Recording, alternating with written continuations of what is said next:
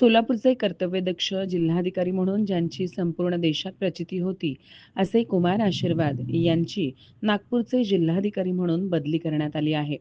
तर त्यांच्याच ऐवजी कोल्हापूरचे जिल्हाधिकारी कार्तिकेयन एस हे सोलापूरचे नवीन जिल्हाधिकारी असणार आहेत, अशी माहिती जिल्हा माहिती कार्यालयाने दिली आहे. म्हणजे केवळ औषध नाही, तर निसर्गाच्या योग्य उपचारांनी मिळणारी खरी आरामदायक अनुभूती. सोलापूरमध्ये निसर्गोपचाराचं विश्वासाचं नाव लिमये निसर्गोपचार केंद्र. इथे उपलब्ध आहेत विना औषध उपचार पद्धती, ॲक्युप्रेशर, ॲक्युपंक्चर, कपिंग आणि मसाज थेरपी. सर्व प्रकारच्या आजारांवर निसर्गाच्या माध्यमातून